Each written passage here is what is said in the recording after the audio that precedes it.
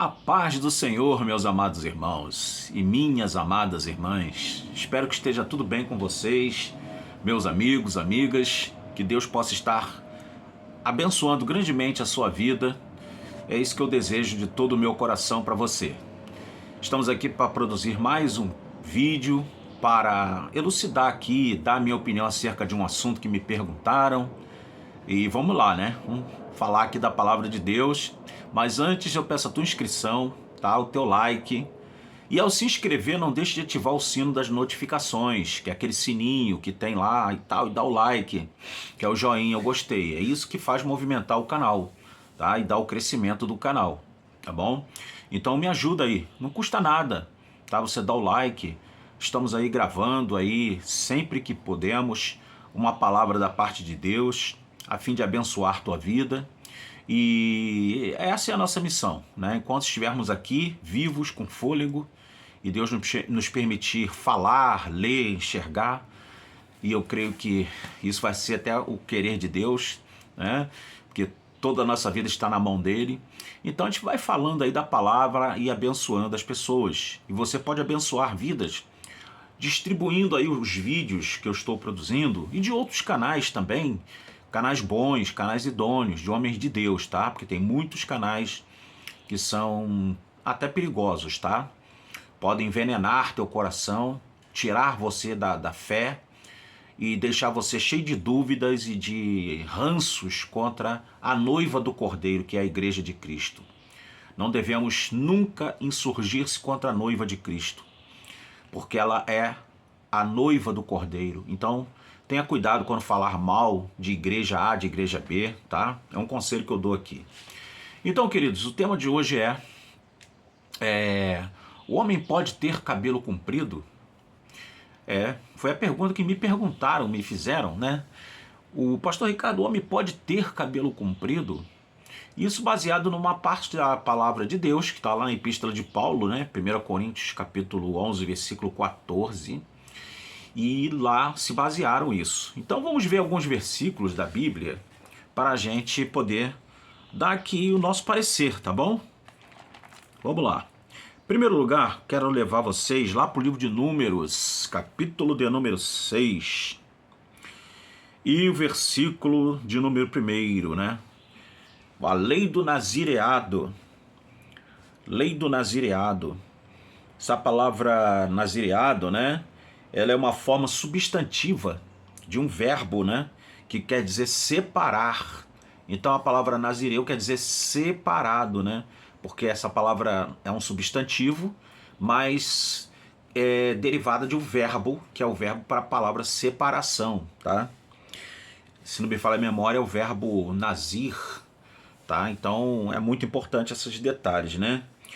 Vamos lá então para a leitura da Bíblia Sagrada, né? E lembrando também, que eu vou ler aqui, existia dois nazireatos, né?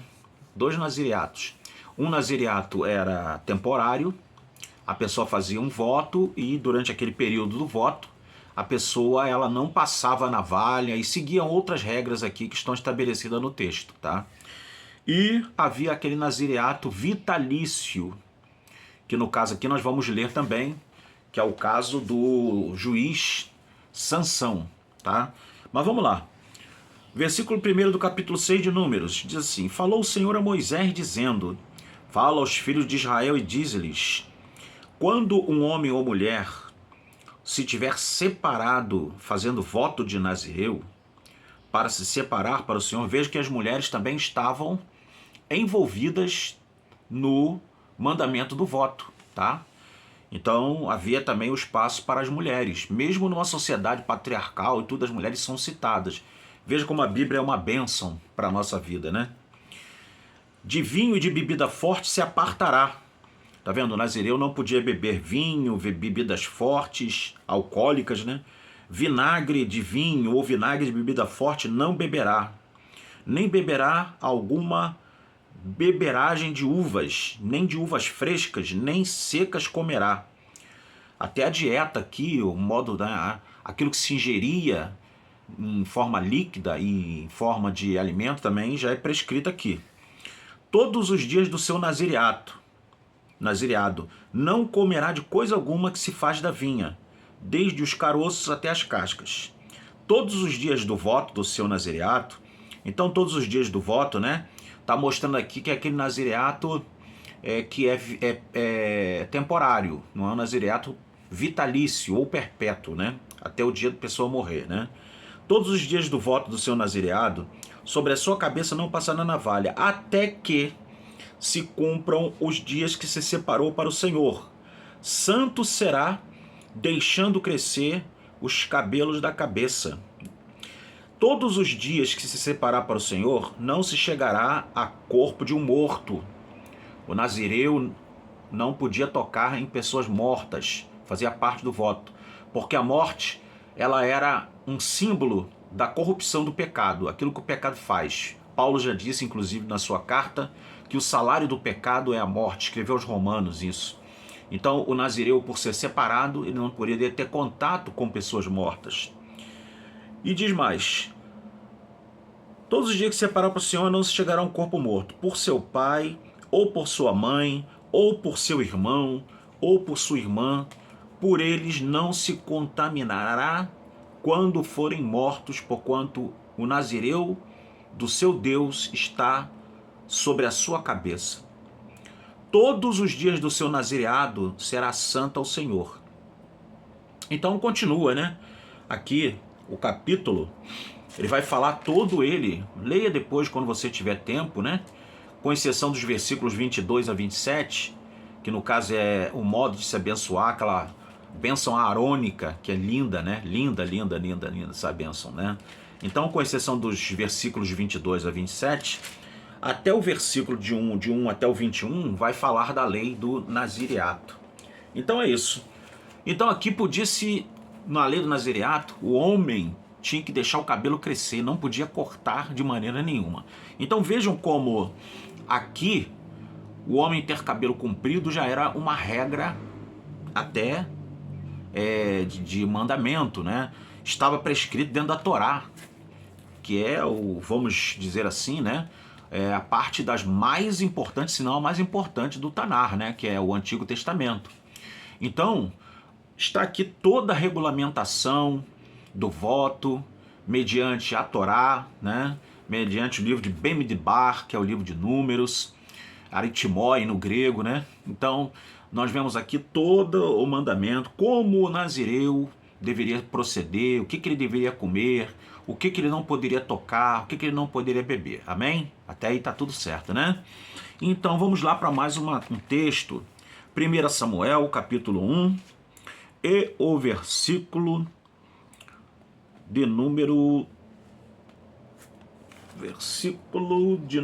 11, diz assim: aqui Ana roga a Deus que tenha um filho, porque Ana era estéril, né? Ana, mulher de Eucana. Havia Penina que zombava, né? Ficava de zoação com ela, de zombaria com ela por ela ser estéril. Então Ana roga a Deus para lhe dar um filho. E Deus lhe deu realmente um filho. Antes dela receber esse filho, ela faz aqui um voto a Deus, ó, no verso 11. E votou um voto dizendo ao Senhor, né? Senhor dos exércitos, se benignamente atentares para a aflição da tua serva e de mim te lembrares, a tua serva te não esquecerás, mas a tua serva darás, não te esquecerás, mas a tua serva deres, mas se a tua serva deres um filho varão, ao Senhor eu o darei por todos os dias da sua vida, e sobre a sua cabeça não passará navalha. Tá? Isso é parte do voto de Nazireu escrito lá em Números 6, versículo 1 a 11. Normalmente esse voto era para separar alguém para Deus, né? Ou por um período ou por um tempo vitalício. Aqui dá-se a entender que ela está fazendo um voto, né? Porque ela está dizendo que, literalmente, ela está dizendo, ó, se da tua serva não se esqueceres, mas deres a ela um filho varão, ao Senhor o darei todos os dias da sua vida, e sobre a sua cabeça não passará navalha. Ela está dizendo que aquele que nascesse dela, ela daria ao Senhor todos os dias da vida, do mesmo que nasceu Samuel, e não se passaria navalha na cabeça dele. Então, acredita-se que Samuel era um nazireu vitalício também. Agora vamos lá para uma outra citação que nós temos aqui, que é no caso de Sansão, né? Juízes capítulo 13, versículo 5. Deus lhe aparece para a mulher de Manoá, ela é estéril, e Deus promete a ela que ela iria dar à luz, né? E o anjo do Senhor apareceu a esta mulher, né? É o Malar Elohim, né? Ou Malar Tetagrama, né? O Malar do Eterno, o anjo do Eterno, né? O Malar quer dizer o mensageiro do Eterno. E há muita polêmica em torno desse anjo do Senhor. Quem é ele? Uns dizem que é Jesus, outros falam que era Miguel, outros falam que era um anjo desconhecido. Até Enoque já apareceu no hall da lista desse anjo do Senhor, Malar Elohim, né? Ou Malar do Tetagrama, do Yod He Vav He, né? Então, vemos aqui que esse anjo aparece para a mulher de Manoá, que não é citado o nome dela, e diz que ela era estéril, né? E Deus fala para ela, o anjo do Senhor, o anjo de Deus, representante do próprio Deus, né? Diz, ó, guarda-te que não bebas vinho ou bebida forte, nem comas coisa imunda. Segundo lá o que está escrito lá em Levítico, né? Lá em Levítico vem dizendo os alimentos puros e os alimentos imundos, que deveriam ser evitados. Com certeza ela tinha acesso às leis da Torá, né? Do livro de Levíticos, e ela com certeza se resguardou de beber bebida forte e comer comida imunda. Porque eis que tu conceberás e terás um filho sobre cuja cabeça não passará navalha. Porquanto o menino será nazireu de Deus desde o ventre, e ele começará a livrar Israel das mãos dos filisteus. Aqui está se referindo a Sansão, que quando ele finalmente revela lá o seu segredo, o segredo do seu voto, né, de separação para Deus de nazireato, Dalila fala com os filisteus e vão até ele, vão até Sansão. Não foi ela propriamente que cortou o cabelo de Sansão, ela entregou o segredo de Sansão para os filisteus. E vão lá até Sansão e cortam-lhe o cabelo, e acontece tudo aquilo que a gente sabe, né? Ele perde as forças, o Espírito Santo deixa ele, se afasta dele, e é humilhado, e tantas coisas mais. Agora vamos para o texto que gera a pergunta, né? Que é 1 Coríntios capítulo 11, e o versículo de número 14. Diz assim: ou não vos ensina a mesma natureza que é desonra para o homem ter cabelo crescido? Mas ter a mulher cabelo crescido lhe é honroso. Versículo 15. Porque o cabelo lhe foi dado em lugar do véu.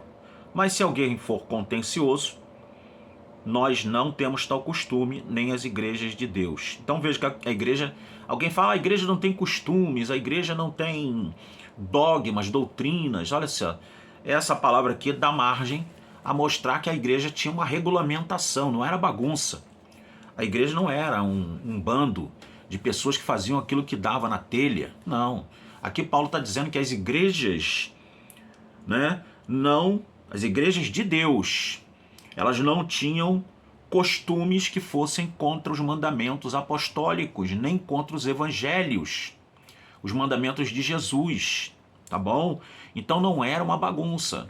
Agora, qual é o cerne disso daqui? Paulo está dizendo que para o homem é desonroso ter cabelo comprido, e para a mulher é honroso ter o cabelo comprido. Eu vi uma vez um erudito, né, dizendo que, cientificamente falando, o cabelo da mulher cresce muito mais do que o cabelo do homem. Mas aí vai depender da etnia, né? Vai depender muito da genética, enfim. Mas, no geral, num bojo assim de mais ou menos 85%, segundo esse erudito, a mulher tem uma tendência a ter o cabelo muito maior do que o do homem. Tá? Embora eu conheça homens que quebram essa exceção. Tem homens que têm cabelo bem comprido, bem grande. Mas qual é o problema aqui na cidade de Corinto? O que estava acontecendo para Paulo dar esse mandamento e dizer que as igrejas de Deus não têm esse costume? Será que, se o meu cabelo ficar um pouquinho mais cheio, eu estou em pecado contra Deus? Ou estou quebrando os bons costumes da igreja de Deus? Será que é isto?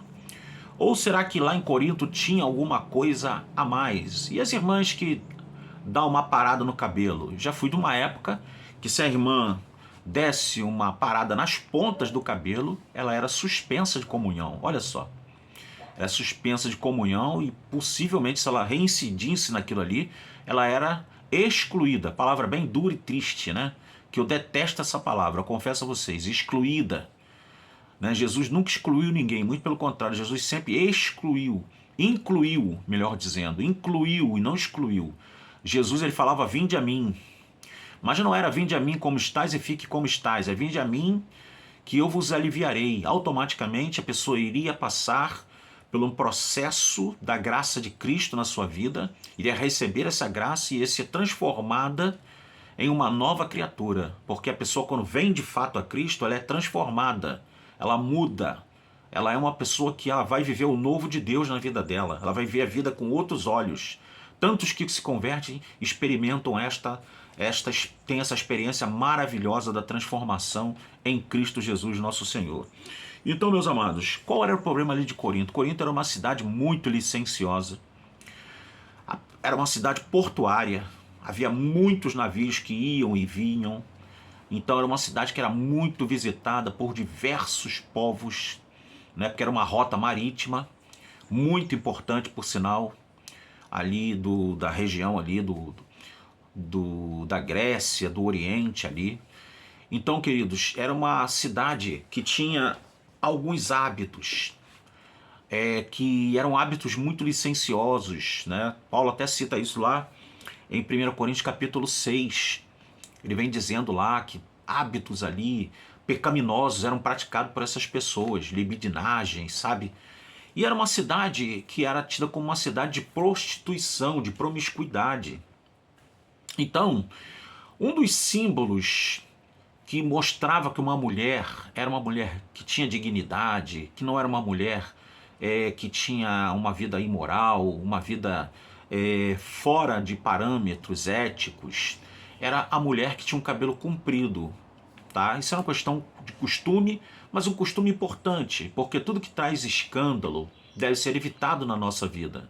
Tudo aquilo que não é algo que venha trazer edificação, que venha trazer coisas assim que tragam uma coisa boa para nós, uma visão, né? O testemunho ser prejudicado, a gente deve evitar. Então, o que Paulo está querendo dizer aqui é exatamente isso, evitar-se que os irmãos e as irmãs fossem mal vistos. Ou seja, era alguma coisa que era costume? Era. Mas era um costume que, esse costume, para os olhos daqueles que não sabiam o que estava acontecendo ali, eles interpretavam de uma forma como se fosse um sinal para eles poderem dar vazão àqueles que entravam na cidade ou iam na cidade, ou os próprios moradores da cidade de Corinto. Tanto é que quando uma cidade próxima a Corinto, ou uma cidade até distante, caía nos mesmos pecados de Corinto, dizia que a cidade se corintianizou, ou seja, começou a dar lugar aos pecados que eram praticados em Corinto. Então, queridos, a coisa era muito séria, né? Muito séria. Então, por isso que Paulo diz que a mulher tinha que ter o cabelo comprido, que ele era honroso, ou seja, lhe trazia honra, respeito. E o homem, se tivesse cabelo comprido, lhe era desonroso, né? Mas nos ensina a natureza que é desonroso para o homem ter o cabelo comprido. Ele está até interrogando os coríntios, né? É uma interrogação. Não ensina a natureza. Então o que Paulo estava querendo dizer? Será que Paulo estava fazendo uma apologia aos carecas? Que todo homem tem que ser careca, tem que raspar o cabelo. Eu sou careca, uma parte aqui do cabelo sou careca, sim. Eu raspo, né? Porque eu gosto. Mas já tive cabelo grande, já usei cabelo comprido. Se eu mostrar algumas fotos para vocês, antiga, eu já usei até cabelo Black Power, né? E quando entrei para a igreja, os pastores, ainda que muito conservadores, não foram me dando lapada porque eu tinha um cabelo grande, aquela coisa.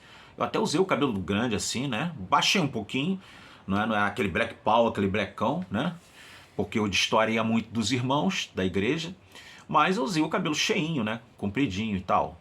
Dentro da medida do meu possível. O meu cabelo não é bom, né? É um cabelo pichain, como vocês estão vendo aí.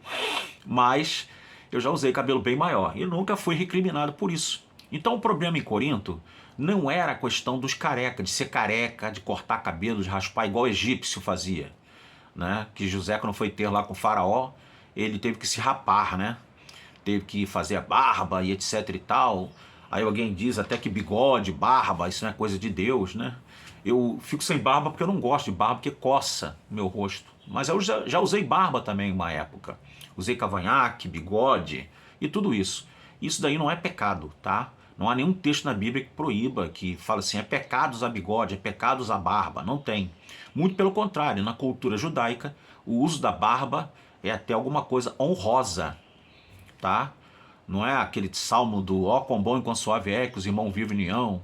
É como óleo precioso que desce sobre a barba de Arão. Aí, ó, Arão usava barba. E era um hábito judaico usar barba. Até hoje, muitos rabinos, você vê que eles usam barbas, né? Aquele chapéu preto e barba, né? Então, entre os judeus é um hábito usar barba. Então, queridos, a questão toda era bem moral, na verdade, tá? O homem, ele não podia ter o cabelo comprido porque ele podia ser confundido com mulher, tá? E era um aceno para as pessoas que visitavam a cidade de que aquele homem ali, ele praticava atos ilícitos, práticas que, à luz da palavra de Deus, não são práticas morais.